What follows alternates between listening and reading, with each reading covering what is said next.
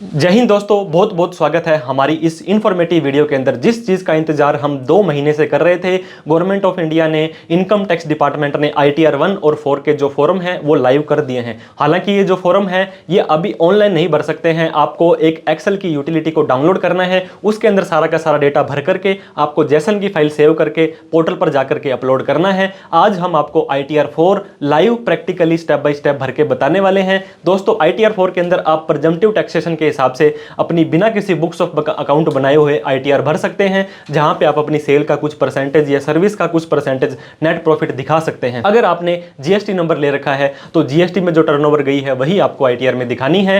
AIS, TIS और form 26 जरूर check कर लें। इसके अलावा दोस्तों आप अपने बैंक की स्टेटमेंट को भी चेक करें, कितनी क्रेडिट की एंट्री आई है, कितनी आपकी एक्चुअल में सेल हो रही है। तो देर ना करते हुए सीधा ही आपको इनकम टैक्स के पोर्टल पर लेके जाते हैं, जहां पे आपको ITR 4 का फॉर्म एक्सेल यूटिलिटी के माध्यम से live practically step by step भर के बताने वाले हैं। किसी भी तरह की कोई आपको डाउट, क्वेरी, क्वेश्चन या प्रॉब्लम आ रही हो तो कमेंट करके आप हमसे पूछ सकते हैं। और किसी भी तरह की प्रोफेशनल हेल्प, रीजनेबल चार्जेस पर ITR भरवाना चाहते हैं तो आप हमारे दिए गए नंबर पर कॉल, मैसेज, व्हाट्सएप भी कर सकते हैं। देर ना करते हुए सीधे ही इनकम टैक्स के पोर्टल पर चलते हैं और ITR 4 का फॉर्म लाइव असेसमेंट ईयर 25-26 के लिए भर के बताने वाले हैं। तो जैसे कि आपको पता होगा दोस्तों, ITR 1 और 4 के जो फॉर्म है वो ऑफलाइन आप जेसन की फाइल बना करके, जिसे कि एक्सेल की यूटिलिटी बोलते हैं, उसके माध्यम से भर सकते हैं। तो आज हम आपको ITR 4 के बारे में बताने वाले हैं, जिसे कि सुगम ITR बोलते हैं। यहाँ पे प्रेजम्पटिव टैक्सेशन होता है। आप अपनी सेल का या सर्विस का एक सर्टेन परसेंटेज नेट प्रॉफिट दिखा सकते हैं, जहां पर आपको किसी भी तरह की बुक्स ऑफ अकाउंट मेंटेन करने की जरूरत नहीं है। आप दोस्तों न्यू टैक्स रिजीम में भी जा सकते हैं, ओल्ड टैक्स रिजीम में भी जा सकते हैं। अगर आप न्यू में जाते हैं तो 7 लाख रुपए तक आपको एक भी रुपए टैक्स नहीं देना है, और वहीं पर अगर आप न्यू टैक्स रिजीम में जाते हैं तो 5 लाख के बाद ही आपको टैक्स स्लैब के हिसाब से टैक्स देना पड़ जाएगा। 31 मार्च 2025 वाला फाइनेंशियल ईयर 24-25, असेसमेंट ईयर 25-26 होने वाला है। यहां आप सैलरी या पेंशन की इनकम भी डाल सकते हैं। एक मकान की हाउस प्रॉपर्टी की इनकम या होम लोन लेना है ओल्ड टैक्स रिजीम में, उसकी छूट ले सकते हैं। अदर सोर्स में FD का ब्याज, सेविंग का ब्याज, कोई भी पार्ट टाइम इनकम आप डाल सकते हैं। इसके अलावा दोस्तों 1.25 लाख रुपए तक अब आप लॉन्ग टर्म कैपिटल गेन, जो कि सेक्शन 112A के अंदर शेयर या म्यूचुअल फंड से हुआ, दिखा सकते हैं। सेक्शन 44AD, ADA और AE, जिसके के अंदर दोस्तों अगर आपकी 2 करोड़ रुपए तक की सेल है, कैश में हो चाहे ऑनलाइन हो, तो आप 44AD में जा सकते हो। लेकिन 3 करोड़ तक वाले भी जा सकते हैं अगर 95% सेल अदर देन कैश है। इसके अलावा दोस्तों आप सर्विस प्रोवाइडर हैं तो 50 लाख तक यहाँ पे जा सकते हैं, और 75 लाख वाले भी जा सकते हैं अगर आपकी सेल 95% से ज़्यादा अदर देन कैश में है। और ट्रांसपोर्ट वाले मामले में दोस्तों, जो आपका व्हीकल अगर 10 तक है तो आप सेक्शन 44AD में जा सकते हैं। दोस्तों ओल्ड टैक्स रिजीम में जाना है तो फॉर्म 10 IEA भरना पड़ेगा, और वो भी आपको ड्यू डेट से पहले भरना पड़ेगा। ड्यू डेट आपकी 15 सितंबर 2025 है। इस तारीख तक नहीं भर पाते हो तो बी लेटेड ITR आप 31 दिसंबर तक भर सकते हैं। ITR भरने से पहले AIS, TIS और 26 जरूर चेक करें, ताकि किसी भी तरह का कोई मिसमैच आपको इन फ्यूचर में ITR प्रोसेसिंग के टाइम में ना आए। मैंने आपको बताया कि बुक्स ऑफ अकाउंट होते हैं, जो बही खाते होते हैं, वो बनाने की जरूरत नहीं है। फिर भी दोस्तों आप अपनी खुद की बैलेंस शीट अपने पर्पज के लिए, क्योंकि इन फ्यूचर में आपको किसी भी तरह का लोन लेना है या कहीं पर आपको पता तो होना चाहिए कि मेरी क्या फाइनेंशियल पोजीशन है। आपकी कंपनी का नाम, आपका नाम और आपके पैन नंबर और आपका लोकेशन आप यहाँ पे डाल सकते हैं। तो दोस्तों ये trading account, profit and loss account और नीचे आपकी बैलेंस शीट बन जाने वाली है 31/3/25 वाली। Opening stock, purchase, closing stock और सेल के बाद में यहाँ पे ग्रोस प्रॉफिट को P&L में ला करके इस इनकम को कमाने के लिए जो भी आपने खर्चे किए हैं वो यहाँ पे आ जाएंगे। फिर आपकी सिंपल सी बैलेंस शीट, क्योंकि बैलेंस शीट की काफ़ी चीज़ें आपकी 44AD की ITR में जाती है। तो आपकी कैपिटल, आपके क्रेडिटर्स, आपका लोन, आपका फिक्स एसेट, आपका स्टॉक, कैश एंड बैंक और सन्ड्री डेटर्स, और ये आपका टोटल मिल जाएगा। दोस्तों 31/3/25 वाली आप अपनी खुद की बैलेंस शीट डिटेल में हमने इस पे वीडियो बना रखी है, आप खुद अपनी कैसे बना सकते हैं उसको भी आप चेक कर सकते हैं। अब हम क्या करने वाले हैं, अब आपको इनकम टैक्स के पोर्टल पर लेके आने वाले हैं, जहां पे दोस्तों हम हमारी ITR भरनी चालू करेंगे। जैसे ही आप incometax.gov.in लिख देते हैं, इस तरह का पोर्टल आपका खुल जाएगा। लॉगिन या रजिस्टर आपको करना पड़ेगा, लेकिन अगर आप पहली बार अपनी ITR भर रहे हैं, पहली बार पोर्टल पर रजिस्टर करना चाहते हैं, तो कैसे आप अपने आप को रजिस्टर कर सकते हैं इसके ऊपर हमने डिटेल में वीडियो बना रखी है, तो लॉगिन भी कर सकते हैं। लेकिन उससे पहले मैंने आपको बताया ऑफलाइन यूटिलिटी अभी आपकी आई है तो आपको डाउनलोड्स के सेक्शन में आ जाना है। यहाँ पे आपका असेसमेंट ईयर दोस्तों 25-26 ऑटोमेटिक आ रहा है। इसके बाद ITR 4 का फॉर्म, ITR 1 और 4 आप देख सकते हैं, दो ही फॉर्म दिखाई दे रहा है। जैसे आप ITR 4 पर क्लिक करेंगे, यहाँ पे यूटिलिटी एक्सेल बेस्ड करके ऑप्शन आ रहा है, जिस पे आपको क्लिक कर देना है। क्लिक करेंगे तो इस तरह का दोस्तों आपका जो ये एक डाउनलोड्स के अंदर खुल जाने वाली है। या तो आप वहां पे जाकर के देख लें या इस फोल्डर को कहीं पे अलग डेस्कटॉप में ले जाकर के सेव कर सकते हैं। तो हम दोस्तों इसको डेस्कटॉप पर लेकर के आ चुके हैं। ये अभी हमने जो डाउनलोड किया है इसको राइट क्लिक कर देंगे। राइट क्लिक करने के बाद में एक्सट्रैक्ट ऑल का ऑप्शन आ रहा होगा या एक्सट्रैक्ट हेयर का ऑप्शन आ रहा होगा, जिसके ऊपर सिंपली आपको क्लिक कर देना है। इससे क्या होगा दोस्तों, फिर से आपको पूछेगा कहां एक्सट्रैक्ट करनी है, तो सेम का सेम फोल्डर आप रख सकते हैं। तो इस तरह का दोस्तों आपका एक और फोल्डर बन जाने वाला है। आप ये देख सकते हैं ITR 4AY 2425। यहाँ पे तो जिप लगी हुई है, ये बिना जिप वाली है, तो बिना जिप वाली को आप क्लिक करेंगे। क्लिक करने के बाद दोस्तों ITR 4AY 2526 दिखा रहा है। एक बार क्या करेंगे, राइट क्लिक करके आप इसकी प्रॉपर्टीज के अंदर अगर आप जाते हैं, जैसे ही प्रॉपर्टीज में जाएंगे तो यहाँ पे अगर आप जनरल वाले के अंदर यहाँ पे आपको अनब्लॉक का ऑप्शन दिखाई दे रहा है, तो उसको क्लिक करके अप्लाई करके ओके कर दें, ताकि आपको फाइल खुलने में कोई दिक्कत ना आए। अब इसको डबल क्लिक करके हम एक्सेल की फाइल को खोल लेते हैं, क्योंकि सारा का सारा सारी की सारी फीडिंग हमें इसी फाइल के अंदर ही करनी है। आपने अपनी फाइल को खोला तो दोस्तों अगर आपको इस तरह का मैसेज आ रहा है कि यूटिलिटी इस साल के लिए है, ग्रीन सेल्स हैं वो डाटा एंट्री के लिए हैं, रेड के अंदर आपके लेबल्स हैं, कंट्रोल कॉपी पेस्ट ना करें, इसका मतलब आपकी फाइल अब ये काम करने के लायक है, कोई टेंशन वाली बात नहीं है। ओके पर क्लिक कर देना है। तो दोस्तों मैं आपको बताना चाह रहा था, अगर आपका ऐसा कुछ यहाँ पे नहीं आता है तो आप इस मेनू में जाएंगे, लास्ट के अंदर आपका ऑप्शंस आएगा। ऑप्शंस में जाने के बाद आपको मैक्रो अनेबल्स करने पड़ेंगे, फिर जाकर के आप इसमें अच्छे से वर्क कर पाएंगे, अदरवाइज वर्क नहीं कर पाएंगे। अब आपको अपना यहाँ पे name, last name, passport number, ये सारी की सारी चीज़ें जो पैन नंबर वगैरह है आपको डिटेल में डालने की जरूरत नहीं है। तो दोस्तों हम आपको ज़्यादा मेहनत नहीं करवाएंगे। Name, last name, permanent account number, status, area, address, ये सारी की सारी चीजें आपको, mobile number, email ID automatic ही उठा करके हम यहाँ पे लेके आएंगे, जिसके लिए आपको इनकम टैक्स के पोर्टल पर आ जाना है। इनकम टैक्स के पोर्टल पर आपने यहाँ पे डाउनलोड्स के अंदर अभी आप आए हुए थे। अब आपको क्या करना है, लॉगिन बटन पर क्लिक कर देना है। लॉगिन के लिए आपको पता होगा आपको अपना पैन कार्ड या आधार कार्ड दोनों में से कोई भी एक यूज करना होगा, या आपको लॉगिन आईडी के लिए, और जो आप यहाँ पे डाल करके अगर कंटिन्यू पर क्लिक करेंगे फिर आपको अपना पासवर्ड डालना पड़ेगा। कंटिन्यू जैसे ही आप करेंगे, इस चेकबॉक्स पे क्लिक करेंगे। अब आपको यहां से अपना पासवर्ड पूछा जा रहा है, जो पासवर्ड आपने अपना रजिस्ट्रेशन करते समय बनाया था। नहीं ध्यान है तो फॉरगेट पासवर्ड कर लेंगे। अब हमें कंटिन्यू के ऊपर क्लिक कर देना है। तो आपका दोस्तों जो पोर्टल है वो खुल जाने वाला है। इस तरह का पोर्टल आपका खुल जाएगा। ITR भरने से पहले, ITR भरें या ना भरें, आपको AIS, ये आपका दोस्तों ये देखिए 1 2 3 4 5th ऑप्शन आ रहा है। AIS पे आपको क्लिक करना है, प्रोसीड पर क्लिक करना है। इसका यह मतलब हुआ कि आपके ऑनलाइन कोई डेटा शो कर रहा है या नहीं कर रहा है। AIS पर क्लिक करेंगे, फाइनेंशियल ईयर 24-25 आप यहां पे पड़ा रहने दें, और 26S जब देखेंगे वहां पे आपका असेसमेंट ईयर 25-26 आएगा। इस पे क्लिक करेंगे। अब आपके नाम FD का ब्याज, सेविंग का ब्याज, शेयर मार्केट, डिविडेंड, क्रिप्टो, जो भी ट्रांजेक्शंस किए होंगे वो आपके यहाँ पे शो हो जाएंगे। इसके अलावा e file, income tax return, view form 26AS पर चले जाएं। इसको फिर से कन्फर्म करें। किसी ने भी आपका TDS काटा है वो आपको चेक करना जरूरी है। आई एग्री क्लिक करें, प्रोसीड क्लिक करें, व्यू टैक्स क्रेडिट पर क्लिक करें। इसके बाद में दोस्तों आपको यहाँ पे असेसमेंट ईयर 25-26 लेना है। ASTS में तो फाइनेंशियल ईयर 24-25 लेना है, HTML करना है, व्यू डाउनलोड पर क्लिक करना है। जो भी डेटा आपका दोस्तों यहाँ पे जिसका TDS कटा, फॉर्म 15 GH दिया, सारा का सारा डेटा यहाँ पे आ जाने वाला है। तो हम आपको इनकम टैक्स के पोर्टल पर फिर से लेके आएंगे। ई फाइल में आने के बाद, इनकम टैक्स रिटर्न में आने के बाद यहाँ पे डाउनलोड प्री फिल्ड डेटा करके एक ऑप्शन आ रहा है, जिस पे आपको क्लिक कर देना है।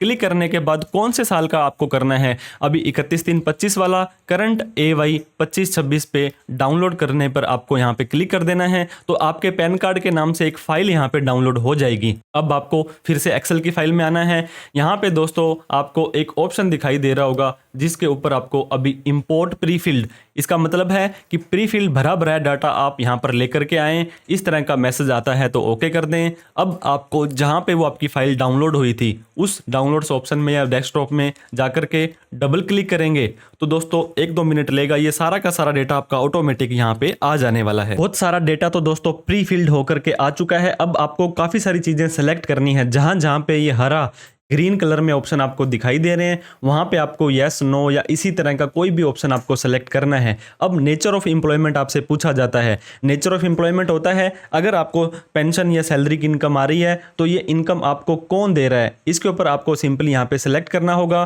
कि आपका वो जो देने वाला सैलरी है वो सेंट्रल गवर्नमेंट है, स्टेट गवर्नमेंट है या पेंशनर है। तो यहाँ पे लिस्ट आ रही है दोस्तों। अब आप प्राइवेट जॉब करते हैं तो आप अदर्स ले सकते हैं। अगर आपको सैलरी की इनकम आ ही नहीं रही है, अगर बिजनेस की रिटर्न भर रहे हो तो आप यहां पे नॉट एप्लीकेबल लिख सकते हैं। तो आपकी सैलरी वाला जो इनकम दोस्तों हेड है वो आपका अब डिसेबल हो जाएगा, वहां पे कुछ भी नहीं डाल पाएंगे। इससे अगला कॉलम जो आता है कि कौन से सेक्शन में आप आईटीआर भरना चाहते हैं, तो आप 15 सितंबर से पहले आईटीआर भर रहे हैं तो 139(1) को सेलेक्ट कर लेंगे ताकि ड्यू डेट के सारे बेनिफिट आपको मिल जाएं। अब दोस्तों ये आपसे पूछता है हैव यू एवर एक्सरसाइज। अब आपको ओल्ड और न्यू टैक्स रिजीम का आपको पता होगा। अगर आप आईटीआर 1 भरते हैं या 2 भरते हैं तो सिंपली आप यस और नो करके ही ओल्ड और न्यू में जा सकते हैं। लेकिन आईटीआर 3 और आईटीआर 4 के अंदर थोड़ा सा पेचीदापन यहाँ पे आ चुका है। ये पूछता है have you exercise the option under section 115 BSc of opting out of new tax regime. तो ये पूछता है असेसमेंट ईयर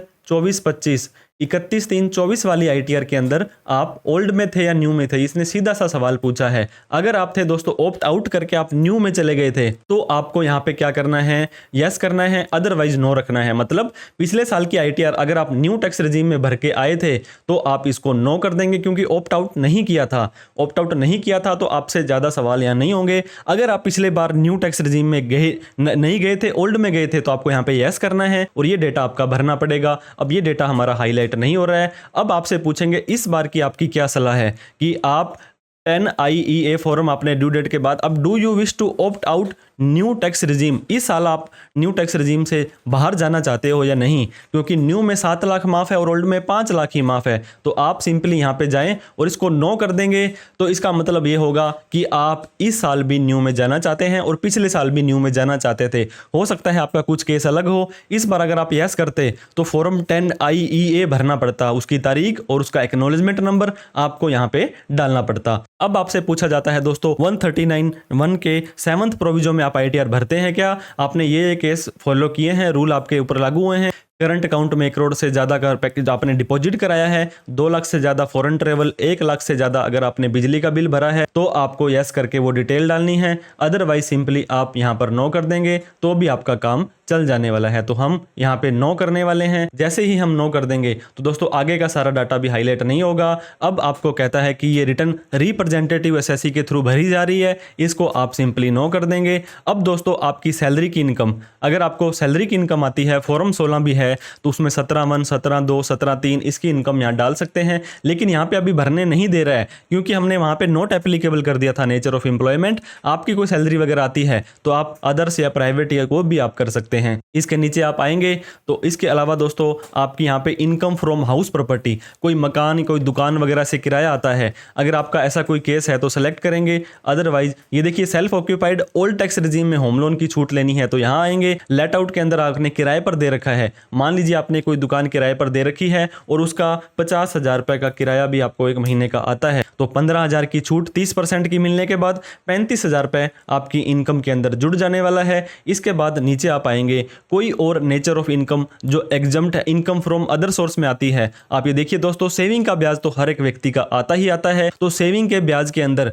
आपको कौन से बैंक का सेविंग का ब्याज आया है आप अपने स्टेटमेंट में चेक कर लें, क्योंकि न्यू टैक्स रिजीम में सेविंग के ब्याज पर कोई छूट नहीं मिलती है। इसके अलावा कोई भी और पार्ट टाइम इनकम दिखाना चाहते हैं तो लास्ट में अदर्स में आए। अदर्स में जैसे आप आएंगे तो यहाँ पे आपको लिखने के लिए दिया जाएगा कि आप यहाँ पर भी उसका डिटेल लिखिए। तो TUTION, मान लीजिए आपने ट्यूशंस पढ़ाया किसी व्यक्ति को और उससे आपको 10,000 रुपए प्राप्त हुए थे, तो जैसे ही जो भी इनकम आपने प्राप्त की थी वो आप यहाँ पे लिख सकते हैं, ताकि ये आपकी इनकम फ्रॉम अदर सोर्स में आ जाएगा। ये आपकी कुछ भी नहीं है तो आप इसको सिंपली खाली छोड़ सकते हैं। इसके अलावा कोई डिविडेंड वगैरह आया था तो यहाँ आप डाल सकते हैं। इसके अलावा छूट वगैरह लेनी है, ये देखिए 80CCD2 के अलावा और कोई छूट न्यू टैक्स रिजीम में आपको नहीं मिल रही है। इसके अलावा नीचे आएंगे, आपको यहाँ पे दोस्तों बैलेंस या टैक्स का कैलकुलेशन वगैरह करना है, ये आपका सिस्टम ऑटोमेटिक आपको करके देगा। तो अभी तक हमने बिजनेस के बारे में कोई बात नहीं की थी। अब शेड्यूल 24B, अगर आपने होम लोन के इंटरेस्ट की छूट लेनी है तो आपका यहाँ पे आएगा, तो इसको भी आप कुछ ना करें।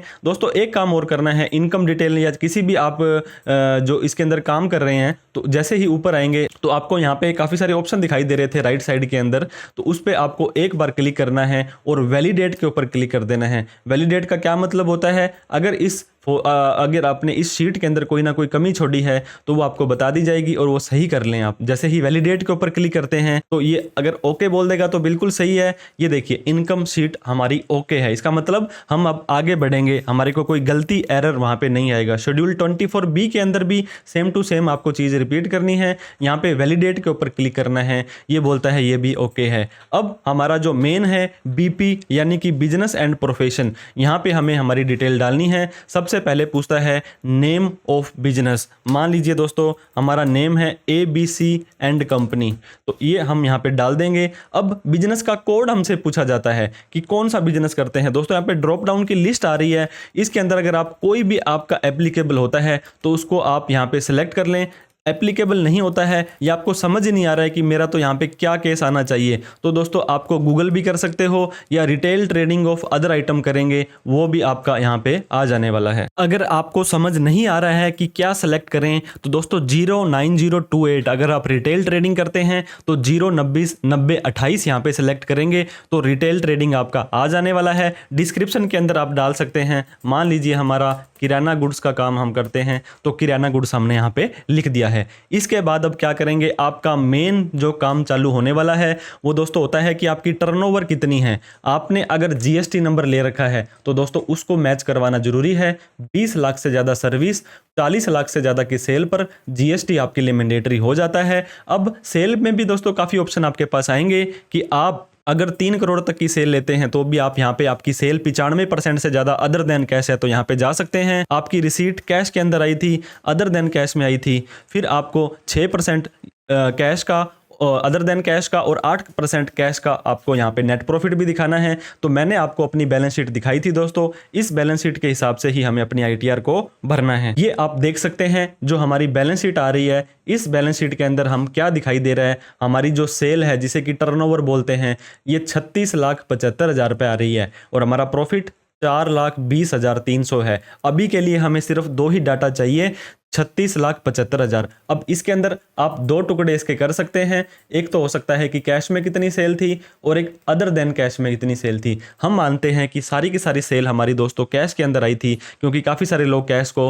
प्रेफर करते हैं और काफ़ी सारे लोग कैश को प्रेफर नहीं करते हैं। तो 36,75,000 रुपये हम एक्सेल की शीट में आकर के रिसीट इन कैश जो आ रहा है यहाँ पे हमें डाल देना है। तो 36,75,000 ये हमारी जितनी भी आपकी राउंड फिगर में होती है। अब इसका 6% या 8% कितना प्रॉफिट आप दिखाना चाहते हैं, तो बैलेंस शीट के अंदर मैंने आपको बताया था, आप हमारा जो 4,20,300 रुपए का नेट प्रॉफिट है तो कम से कम 8% दिखाना है और ज़्यादा से ज़्यादा आप कितना भी दिखा सकते हैं। 36,75,000 इंटू 0.08 करेंगे, इसका क्या मतलब होगा दोस्तों कि इसका 8% कितना बनता है, तो हमारा जो इसका 8% बनेगा 2,94,000 रुपये, कम से कम इतना आपको दिखाना चाहिए। लेकिन हम तो आपको यहाँ पे 4,20,300 दिखा रहे हैं, मतलब उससे ज़्यादा कितना मर्जी दिखा दो, कम नहीं होना चाहिए। और हो सकता है आपकी 20 लाख रुपए की सेल नगद में है और 20 लाख की यहाँ पे अदर देन नगद में मतलब ऑनलाइन आ रही है, तो दोनों का अलग अलग भी आप यहाँ पे दिखा सकते हैं। सेक्शन 44AD जहाँ पे आप सेल का या 6% 8% दिखाते हैं। सेक्शन 44AD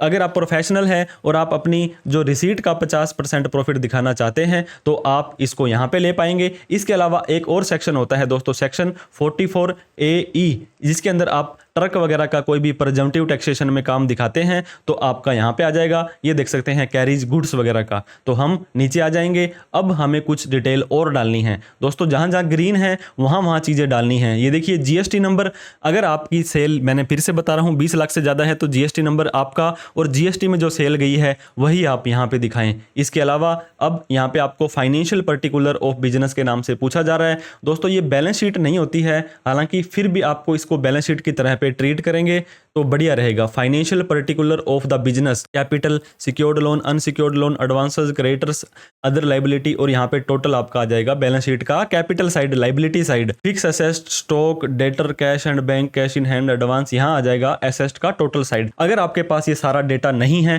तो टेंशन नहीं लेनी है दोस्तों, क्योंकि ये उन्हीं लोगों के लिए है जो balance sheet books of account नहीं बनाते हैं। तो आप सन्ड्री क्रेडिटर्स, सन्ड्री डेटर्स, इसके अलावा stock, cash and bank balance, cash in hand लेना है और आपको इन्वेंटरी लेना है। ये 4 चीजें डालनी जरूरी है, लेकिन मैं आपको सजेस्ट करूंगा छोटी सी बैलेंस शीट आप अपनी प्यारी सी बना लेंगे तो इन फ्यूचर में आपको दिक्कत नहीं आएगी। तो हम हमारी बैलेंस शीट के हिसाब से ये जो सारा का सारा डेटा है, यहाँ पे नीचे जैसे आप आएंगे ये डेटा हम वहां पे फीड कर देने वाले हैं। तो आप यहाँ पे देखेंगे दोस्तों, हमारे पास जो जो डेटा था यहाँ पे लाइबिलिटी में और एसेट में हमने डाल दिया, तो इसका जो टोटल है 12,99,300 और यहाँ पर भी 12,99,300 हमारा टोटल मैच कर चुका है। अब हमें कुछ भी ज़्यादा डेटा यहाँ पे नहीं डालना है। हम यहाँ पे वैलिडेट के ऊपर क्लिक करेंगे। ये कहता है शीट बीपी इज ओके, इसका मतलब है हमारा बिजनेस एंड प्रोफेशन का डाटा बिल्कुल सही है। टीडीएस के अंदर ये कहता है कि दोस्तों 26A से फॉर्म 16 से 16A से आप अपना डेटा जरूर चेक कर लें। सैलरी पर किसी ने टीडीएस काटा था तो यहाँ पे आ जाएगा ऑटोमेटिक, नहीं आता है तो उसका 10 नंबर, नेम, सैलरी आपको कौन से हेड से आई है और ये डेटा आपको डालना है। इसके अलावा अदर देन सैलरी में दोस्तों आपका कोई टीडीएस किसी ने काटा है तो यहाँ आ जाएगा। इसके अलावा आपने किसी भी तरह का कोई टैक्स वैक्स भरा था, ये सारा का सारा डेटा यहाँ पे आने के बाद ये आपको TDS tax deducted at source की सारी शीट डालने के बाद, क्योंकि यहाँ पे डालेंगे तभी तो आपको क्लेम मिलेगा उस चीज़ का, आपको रिफंड मिलेगा। अब यहाँ पे वैलिडेट बटन पर आप जैसे ही क्लिक करेंगे शीट टीडीएस आपकी ओके हो चुकी है। अब आईटी दोस्तों, इनकम टैक्स अगर आपने भरा है दोस्तों किस तरह से भर सकते हैं। अगर आपने एडवांस में पहले भरा था तो आपका चालान, बीएसआर कोड, तारीख और सीरियल नंबर, अमाउंट आ जाएगी। अब आप भर रहे हैं, आपका अगर कोई अब टैक्स बनता है तो वो भी आप चालान भर के यहाँ पे डिटेल डाल करके वैलिडेट पर क्लिक करेंगे, ओके हो चुका है। टीसीएस यानी कि टैक्स कलेक्टेड एट सोर्स, कई बार परचेज के ऊपर टीसीएस कटता है, कलेक्ट होता है, कई बार व्हीकल पर, कई बार दारू वारू वालों के होते हैं, ठेकेदारों के, तो यहाँ पे डाल करके ओके करेंगे। अब दोस्तों टैक्सेस पेड एंड वेरिफिकेशन में हमें आ जाना है। हमें यहाँ पे 2-3 चीजें डालनी होती है। एक तो प्लेस डालना है कि किस प्लेस पर बैठ करके इस फॉर्म को भर रहे हैं, तो हमने यहाँ पे डाल दिया। अब आपके आती है बैंक अकाउंट की डिटेल दोस्तों। यहाँ पे देख सकते हैं कि आप जितनी भी आपकी अदर देन रिपोर्टिंग पर्पज के लिए कोई इनकम दिखानी है ग्रीन के अंदर, तो एग्रीकल्चर 5,000 रुपए तक यहाँ पे आ जाएगी। इसके अलावा आपने लॉन्ग टर्म कैपिटल गेन का सुना होगा दोस्तों। अगर आप सेक्शन 112A का लॉन्ग टर्म कैपिटल गेन कमाते हो तो कितने का सेल किया, कितने का परचेज किया और 1.25 लाख रुपए तक है तो यहाँ पे आ जाने वाला है। अब आपके बैंक का IFSC कोड आपको पता होगा, इसके अंदर किसी भी तरह का कोई रिफंड आना हो या कोई भी लेन देन यहाँ पे करना होता है तो आप जैसे ही IFSC कोड डालेंगे बैंक का नाम ऑटोमेटिक आ जाने वाला है। इसके अलावा इसमें आपका बैंक का खाता नंबर यहाँ पे डाल देंगे, किस तरह का आपका ये अकाउंट है, सेविंग है, करंट है, जो भी है उसको सेलेक्ट करेंगे और रिफंड के लिए आप इसको चेक बॉक्स कर देंगे। आपका रिफंड नहीं है तो भी कोशिश करें यहाँ पे चेक बॉक्स लगा दें। अब जैसे ही वैलिडेट के ऊपर क्लिक करेंगे ये बोलता है ये भी शीट आपकी ओके हो चुकी है। अब आपको ओके करके इनकम डिटेल पहले पेज पर आकर के अब यहाँ पे आपको कैलकुलेट टैक्स के ऊपर क्लिक करना है। आपकी जितनी भी इनकम आपने डेटा डाला है, टीडीएस डाला है, वो सारा कैलकुलेट करने के बाद आपको ये आपका टैक्स बता देने वाला है कि इतना टैक्स आपका बनता है और आपने इतना टैक्स एक्स्ट्रा देना है या आपका इतना रिफंड बनता है। ये करने के बाद आपको जनरेट जेसन के ऊपर क्लिक करना है। ये जो नीचे से तीसरा ऑप्शन आ रहा है, क्योंकि ये जेसन की फाइल बनेगी तभी तो हम जाके इसको अपलोड करेंगे, तभी हमारा काम होगा। अब ये कहता है कि आपका सेव्ड हो चुका है ये जेसन, यहाँ पे जाकर के हम ओके कर देंगे। अब हम फिर से दोस्तों इनकम टैक्स के पोर्टल पर आ जाने वाले हैं, जहां पे हम अपनी अब इस जेसन की फाइल को अपलोड करके हम हमारी ITR 4 सबमिट करने वाले हैं। आप डैशबोर्ड पर आएंगे तो सीधा ही यहाँ पे आपको असेसमेंट ईयर पूछा जा रहा है, तो e file income tax return, file income tax return पर आप जाएंगे, या आप डैशबोर्ड पर जाएंगे तो सीधा ही फाइल नाउ लिखा आएगा। Assessment year, current assessment year भी लिखा आ रहा है, 25-26 करेंगे। आईटीआर हमारा दोस्तों ओरिजिनल है, मतलब हमने इसको अभी रिवाइज नहीं करना है, चेंज नहीं करना है। ऑडिट हमारी होती है 9 कर देंगे।